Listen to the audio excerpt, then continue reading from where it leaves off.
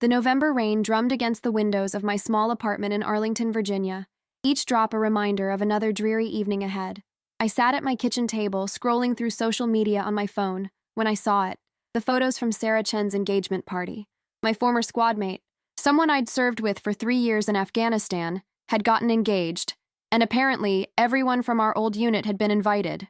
Everyone except me. I stared at the screen, recognizing face after face. Martinez with his signature grin, Thompson raising a beer, Johnson with his arm around his pregnant wife. Even Lieutenant Colonel Harris had made an appearance, his dress blues standing out among the casual attire. The caption read, "Old squad, new memories. So grateful to have my military family here to celebrate." My thumb hovered over the like button, but I couldn't bring myself to tap it. Instead, I set the phone face down and walked to the window, watching the rain blur the streetlights below. 3 years out of the service, and I was still Jake Blake. Just Jake now. No rank, no purpose, no squad. The medical discharge had been swift and clinical. 1 IED, 1 traumatic brain injury, and suddenly I was a liability rather than an asset.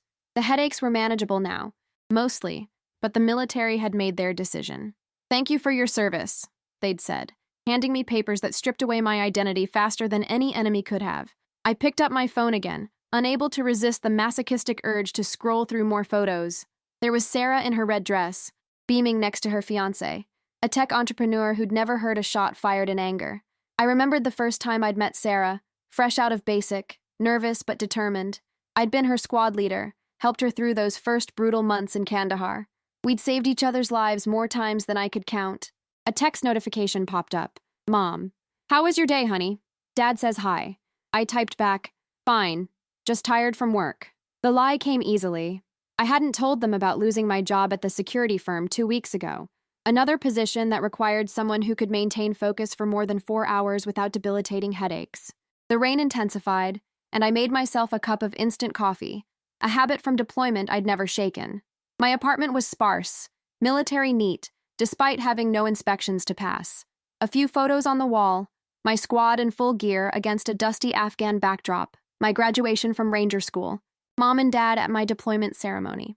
Ghosts of a life that felt increasingly distant. I opened my laptop and checked my email, hoping for responses to the dozens of job applications I'd sent out. Nothing but spam and a reminder about my VA appointment next week. The cursor blinked at me, mocking my emptiness. My phone buzzed. Unknown number, Virginia area code. "Yeah?" I answered, not bothering with pleasantries. "Blake? Jake Blake?" The voice was crisp, professional, with an undertone of urgency that immediately set my instincts on edge. "Who's asking?" "This is Colonel Mitchell, JSOC. I need you to listen very carefully." "Are you secure?" I almost laughed. Secure? I was sitting in my kitchen in boxers and a faded army t-shirt. "I'm at home. What's this about? I can't discuss details over an unsecured line. I need you mission ready in 30 minutes. A vehicle will arrive at your location." "Mission ready?" I stood up, confusion mixing with a familiar adrenaline spike. "Colonel, I've been out for 3 years. I think you've got the wrong—" "Negative. Jake Andrew Blake, former Staff Sergeant, 75th Ranger Regiment. Separated October 2021 following TBI sustained in Operation Freedom Sentinel. We have the right man." My mouth went dry. "I was medically discharged. I'm not even in the IRR anymore." "This isn't about your discharge status.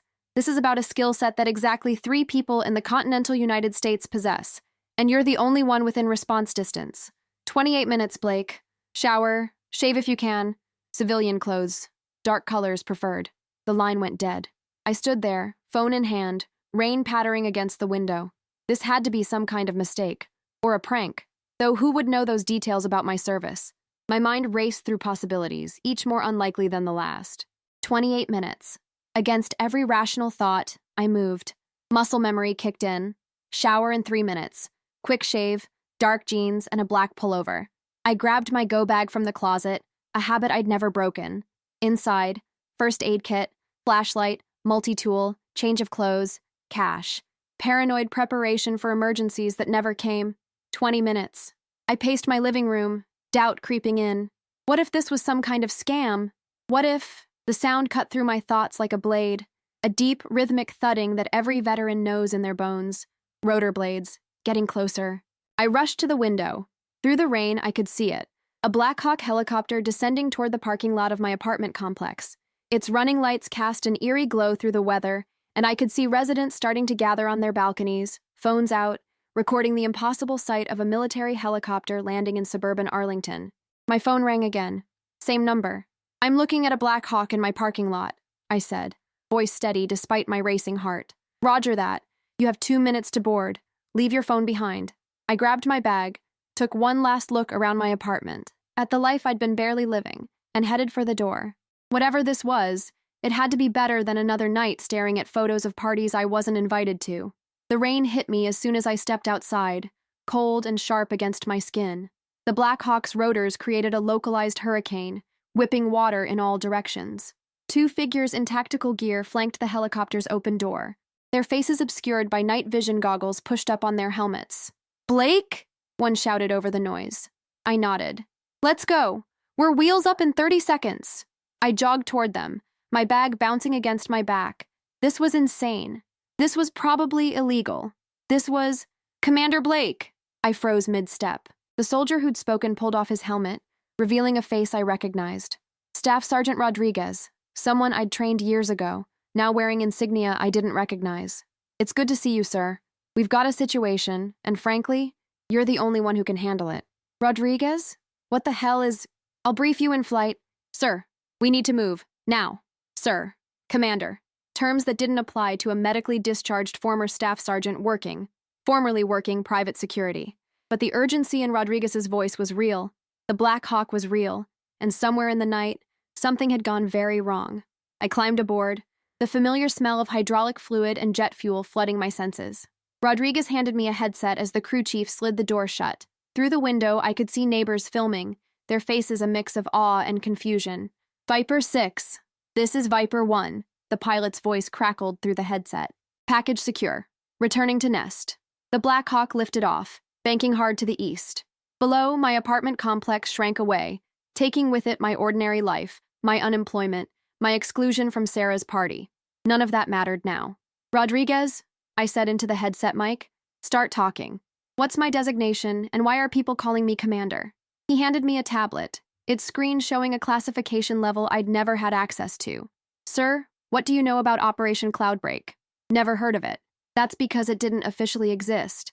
But 3 years ago, you and 2 other operators designed a theoretical breach protocol for a very specific type of fortified position. The Pentagon classified it beyond black. They buried it so deep even we had trouble finding it." My stomach dropped. I remembered the exercise, a thought experiment during a slow week at Bagram. Captain Torres, Lieutenant Kim, and I had sketched out an approach to breach a hypothetical hardened facility. It was just professional boredom, solving an impossible problem for fun. That was just theoretical. Not anymore, sir. 40 minutes ago, a situation developed that matches your parameters exactly. And here's the thing. Torres is in Germany, Kim's in a hospital in Seattle. You're it. The Black Hawk banked again, and through the rain-streaked window, I could see the lights of DC spreading out like a circuit board. Somewhere down there, people were living normal lives, going to parties, checking social media. 20 minutes ago, I'd been one of them. "This designation, Commander Blake, Temporary Field Commission. Sir, for the duration of this operation, you'll have full tactical command of a Joint Special Operations Task Force. 60 operators, all Tier 1, all briefed on your protocol." I leaned back in the webbed seat, processing. 3 years of being nobody, of failed job interviews and VA appointments, of watching life pass by through social media. Now this. "What's the target?" I asked. Rodriguez's expression darkened. "That's where it gets complicated, sir. The facility we need to breach, it's not in some hostile country. It's right here in Virginia, and the people inside have something that could change everything." The Black Hawk descended toward a cluster of lights, a military installation I didn't recognize. As we approached, I could see more helicopters on the tarmac, vehicles staged in tactical formations, and personnel moving with the controlled urgency of an operation already in motion. "One more thing, sir," Rodriguez added as we began our final approach. "The reason this has to be you, why your protocol is the only option. The facility has hostages, 17 of them, all current or former military." He paused, letting that sink in. "Including Sarah Chen and her engagement party guests. They took them 2 hours ago." The Black Hawk touched down with practiced precision, and suddenly everything clicked into place. The photos I'd been torturing myself with, the gathering I'd been excluded from, they hadn't forgotten me. I'd been spared by bitter irony. And now, the same expertise that had cost me my career might be the only thing that could save them. The crew chief slid the door open, revealing a rain-soaked tarmac and a full tactical operations center that had been erected in what looked like record time. Officers and operators moved with purpose, all of them stopping to look as I stepped out of the helicopter. "Commander Blake," a full-bird colonel approached, rain streaming off his patrol cap. "I'm Colonel Mitchell. Thank you for coming." "I didn't exactly have a choice," I replied, shouldering my bag. "You always have a choice, son, but I'm glad you made this one. Your briefing starts in 5 minutes. The operators you'll be commanding are already assembled." He paused, studying me. "I know this is irregular. Hell, it's unprecedented. But that protocol you designed? It's exactly what we need. And the psychological profiles suggest the team will respond better to someone who knows them, who's been where they've been." We walked toward the command center, my civilian clothes already soaked through. "How many of the hostages do I know personally?" 8, including Chen. The others are connected. Friends, significant others. The engagement party was the target. Someone knew exactly who would be there. Inside information. That's our assessment. Commander, I need to be clear about something. This commission, this operation, it's all off the books. If something goes wrong, then I'm just another washed-up vet who snapped. I finished. "I get it." Mitchell stopped at the entrance to the command center. "Do you? Because once you walk through that door, you're accepting responsibility for 17 lives and a situation that could spiral into something much larger. The TBI, the discharge, the last 3 years, none of that matters now. Can you handle this?" I thought about Sarah's smile in those photos, about Martinez and Thompson and Johnson, about all the times we'd had each other's backs in places far more hostile than Virginia, about 3 years of feeling useless, discarded, forgotten. "Sir," I said, squaring my shoulders, "I've been handling it my whole life. I just didn't know it until now." Mitchell nodded and opened the door. Inside, under harsh fluorescent lights, maps covered every surface. Screens showed satellite imagery, building schematics, real-time intel feeds, and standing in formation, 60 of the most lethal operators in the United States military turned to face me. "Task Force Viper," Mitchell announced, his voice carrying over the rain drumming on the metal roof. "Meet Commander Blake." As I walked to the front of the room, I caught my reflection in one of the darkened screens. Same face that had stared back from my bathroom mirror an hour ago, but something fundamental had changed. The lost veteran was gone, replaced by someone I thought had died in an Afghan desert 3 years ago. I picked up the laser pointer from the briefing podium and aimed it at the largest screen, a fortified compound that looked like a cross between a data center and a fortress. "All right, Vipers," I said, my voice carrying the authority I'd forgotten I possessed. "Let's get our people back." Outside, the Blackhawks continued to arrive, their rotors beating against the storm. Whatever came next, I was no longer on the outside looking in. I was exactly where I needed to be. The uninvited guest had just become the most important person in the room. The briefing room smelled of coffee and tension, 60 pairs of eyes tracking my every movement as I approached the podium. The rain outside had intensified, drumming against the metal roof in irregular bursts that reminded me of distant artillery. I set down my go bag and took a breath, letting the familiar pre-mission clarity wash over me. "Vipers," I began, clicking the remote to bring up the first slide, aerial reconnaissance of the target facility.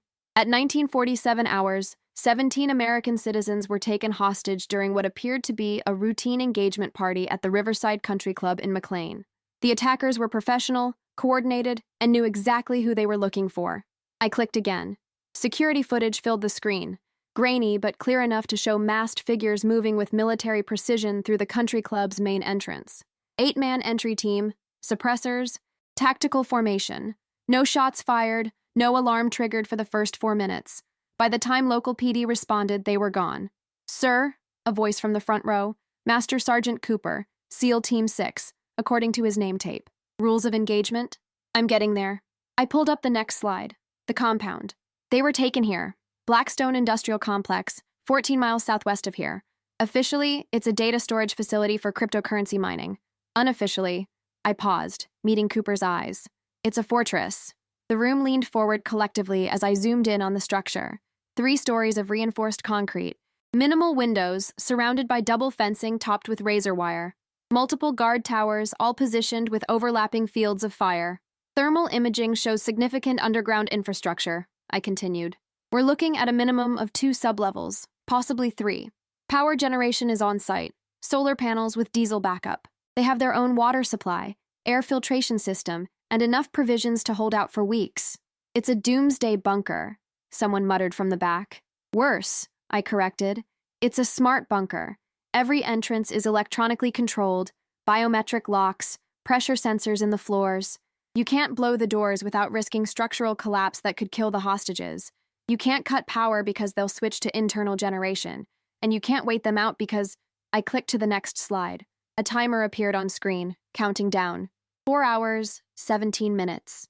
They've made one demand: complete withdrawal of U.S. forces from 3 strategic locations in Eastern Europe. They claim to have enough explosives to level the entire complex. Intel suggests they're not bluffing. The room erupted in controlled chaos. Operators discussing options, dismissing them just as quickly. I let it run for 30 seconds, then raised my hand. 3 years ago, I said, voice cutting through the chatter, I was part of an informal think tank at Bagram. Captain Torres, Lieutenant Kim, and myself were tasked with theoretical breach scenarios. One of those scenarios was nearly identical to this: a hardened facility with electronic countermeasures, hostages, and a countdown. I pulled up a new slide, hand-drawn schematics I'd created years ago, now digitized and updated with current intel. We called it the Cloudbreak Protocol, not because it was elegant or sophisticated, but because it was designed to be like a storm, overwhelming, unpredictable, and coming from every direction at once. Rodriguez stepped forward, tablet in hand. I've distributed the basic framework to everyone's devices. Commander Blake will walk us through the specifics. I moved to the 3D model of the compound projected on the main screen. Conventional breach tactics assume you're either going loud or going quiet. Cloudbreak assumes you're going both, simultaneously. 3 teams, 3 approaches, all hitting within a 4-second window. I highlighted the main entrance in red. Alpha team, that's you, Cooper, creates the diversion. Front door, maximum noise and fury. Breaching charges, flashbangs, smoke. You're not trying to get in, you're trying to make them think you are. Cooper nodded, already calculating explosive requirements. Bravo team, I continued, highlighting the roof in blue. Comes from above, but not the way they expect. No rappelling, no helicopters. Halo jump from 25,000 feet, landing directly on the solar panel array. The panels are reinforced, but they're also the facility's primary power source. Your landing alone will trigger their backup systems, creating a 10-second window where their electronic locks reset. 10 seconds isn't much, Bravo's team leader, Captain Walsh, observed. It's enough if Charlie team is already in position. I highlighted a section of the compound's eastern wall in green. This is where it gets interesting. See this section here? Looks like solid concrete, right? Thermal imaging shows it's actually a disguised ventilation intake for the underground levels. It's hardened against conventional breaching, but I zoomed in on the technical specifications. The intake system uses industrial-grade filters that need regular replacement. Every 6 weeks, a maintenance panel opens for exactly 90 seconds to allow filter exchange. According to the facility's maintenance logs, which Rodriguez managed to acquire, the next scheduled opening is in 43 minutes. You're suggesting we time our entire operation around a 90-second maintenance window? Colonel Mitchell asked from the back of the room. I'm suggesting we force that window open when we need it, I replied. The system is automated, but it's also connected to the facility's main network. If we can introduce a specific code sequence at the exact moment of Alpha's breach and Bravo's landing, we can trigger an emergency maintenance cycle. Charlie team goes through the intake, navigates the ventilation system, and emerges in the mechanical room of sublevel 2, directly adjacent to where thermal imaging suggests the hostages are being held. The room was silent for a moment, processing the complexity. That's insane, someone said. That's the point, I replied. Every defensive plan they've made assumes we'll follow conventional tactics. Hit hard, hit fast, or infiltrate slowly. Cloudbreak does all 3, creating chaos they can't respond to coherently. What about the explosives? Walsh asked. I pulled up another screen, a chemical analysis. Based on the compound's purchase orders over the last 6 months, they've been acquiring components for ANFO, ammonium nitrate fuel oil explosives, powerful but unstable when exposed to certain frequencies. Each team will carry ultrasonic disruptors. If we can get close enough to their storage points, we can destabilize the material, rendering it inert. And the hostages? This from Mitchell. I clicked to surveillance photos of the country club. 8 of them are military trained. Sarah Chen, former intelligence specialist, Marcus Thompson, Army EOD, David Martinez, Marine Force Recon. They're not just victims, they're potential assets.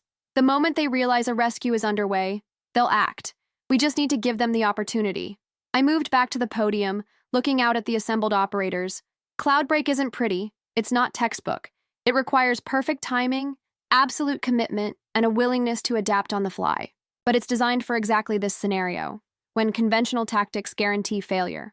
Commander, a young sergeant raised his hand. You designed this 3 years ago. How do we know it'll work? I met his eyes. We don't. But I know the alternative. Standard breach tactics against this facility will result in casualties. Either the hostages when the explosives detonate, or operators caught in kill zones. Cloudbreak gives us a chance because it's so unconventional they won't have prepared for it. Rodriguez stepped forward again. We've run preliminary simulations based on the commander's protocol.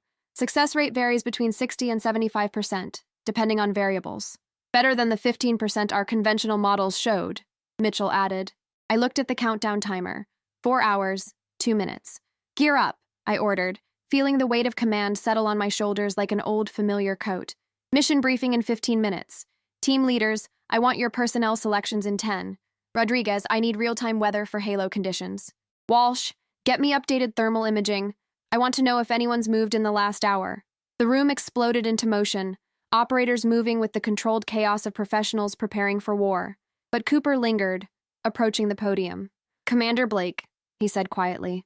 I knew Sarah Chen. Served with her in Syria. Good operator. The best, I agreed. This protocol of yours, you really think it'll work? I thought about those long nights in Bagram, sketching impossible scenarios with Torres and Kim, about how we'd laughed at the absurdity of some of our solutions, about how Sarah had once told me that the best plans were the ones nobody saw coming. Cooper, I said, 3 years ago, they told me my brain was too damaged to serve, that I was a liability. Tonight, that same damaged brain might be the only thing standing between 17 Americans and a basement full of explosives. So yeah, I think it'll work. Because it has to. He nodded, satisfied, and headed for the door. I turned back to the screens, studying the compound that had become our universe. Somewhere in that concrete fortress, Sarah and the others were counting on a rescue they couldn't know was coming, waiting for help from a military that had officially forgotten them. Commander? Rodriguez appeared at my elbow. There's something else you should know. The group that took them, they call themselves the Prometheus Collective, anti-military extremists who believe America's foreign interventions have gone too far. Their leader goes by the handle Architect. Any real ID? NSA's working on it, but he hesitated. The sophistication of this operation, the insider knowledge of who would be at that party, this isn't some random extremist group. Someone with serious connections is running this. I nodded, filing the information away. Right now, the who mattered less than the how to get 17 people out alive. Rodriguez, I said, I need you to do something for me. Pull the service records of every hostage. I want to know their specialties, their training, their potential contributions if we can establish contact. And get me a direct line to whoever's monitoring their cell phones. If even one of them managed to keep a device, that's our inside track. On it, sir. As he left, I allowed myself one moment of stillness. Through the rain-streaked windows, I could see operators loading gear into vehicles, crew chiefs prepping helicopters, the vast machinery of American military power spinning up for a mission that didn't officially exist. My phone, the one I'd been ordered to leave behind, would be buzzing with messages by now. Mom wondering why I hadn't responded, former colleagues sharing job postings, the VA confirming my appointment, all the mundane anchors of a life I'd been drifting through for 3 years. But standing here, surrounded by maps and missions and purpose, I felt more alive than I had since that IED had scrambled my brains and ended my career. The headaches were still there, lurking at the edges of my consciousness, but they seemed insignificant compared to the weight of what we were about to attempt. Commander Blake? A young specialist appeared in the doorway. Colonel Mitchell requests your presence in the Tactical Operations Center. They've established contact. My heart rate spiked. With the hostage takers? No, sir. With one of the hostages. Sergeant Chen managed to hide a phone. She's been texting intel for the last hour. I grabbed my notes and headed for the door, adrenaline singing in my veins. Sarah Chen, ever the intelligence specialist, had given us our opening. Now it was time to exploit it. The talk was a hive of activity, screens everywhere showing different angles of the crisis. Mitchell stood at the center, headset on, directing resources with the calm efficiency of a conductor managing a deadly orchestra. Blake, he called out, waving me over. Look at this. On the central screen, a series of text messages scrolled past. 17 total, all secure. Sublevel 2, East Wing. 8 guards visible, more upstairs. They're wiring explosives to support columns. Leader is American, knows military tactics. They keep checking watches. Something happens at midnight. I checked the clock. 3 hours, 41 minutes. Can we respond? I asked. One-way communication only. She's receiving but can't risk us texting back. Mitchell pulled up another screen. But she's smart. Look at the pattern of her messages. I studied the timestamps, the word choices, the seemingly random capitalizations. Then I saw it. A simple cipher we'd used in Afghanistan for compromised communications. She's telling us more than just facts, I breathed. The capitalized letters. She's spelling out tactical positions, guard rotations, weak points. Your girl's giving us a roadmap, Mitchell agreed. Question is, can your Cloudbreak protocol adapt to this intel? I was already recalculating, adjusting approach vectors, timing sequences. It doesn't just adapt, Colonel. It thrives on it. The more chaos we can create, the more effective it becomes. And with someone on the inside feeding us real-time intelligence, we might actually pull this off, Mitchell finished. Another message appeared on screen. They're moving us in 30 minutes, don't know where. Whatever you're planning, hurry. Tell Jake I'm sorry about the party. S. The last line hit me like a physical blow.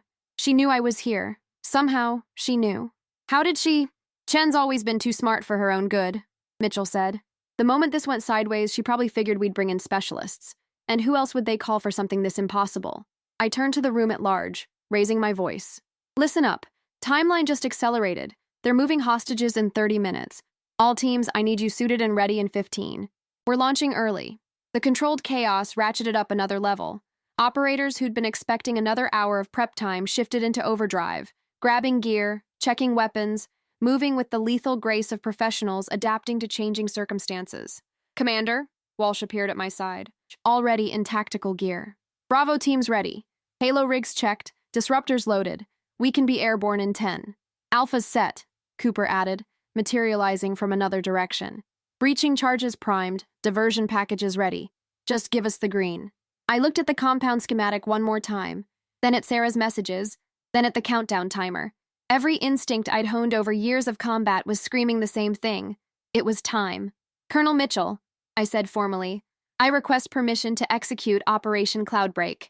He studied me for a long moment, weighing the lives of 17 Americans against an untested protocol designed by a brain-damaged veteran. Then he nodded. Permission granted. God help us all. I keyed the tactical frequency, my voice reaching every operator in the task force. Vipers, this is Commander Blake. Cloudbreak is a go. I say again, Cloudbreak is a go. All teams to staging positions. As operators streamed toward their vehicles and aircraft, I caught Rodriguez's arm. You're with me in the mobile command unit. I need eyes on everything. Roger that, sir? Sir? He paused. Welcome back. I nodded, unable to trust my voice. 3 years of exile had ended with a Black Hawk in a parking lot. Now, as I headed into the storm-soaked night with 60 of America's finest warriors at my command, I allowed myself one moment of grim satisfaction. They'd left me off the guest list. They'd forgotten to invite the broken soldier to the party. But tonight, I was crashing it anyway. The Black Hawks were spinning up as we reached the command vehicle, their rotors cutting through the rain like scythes.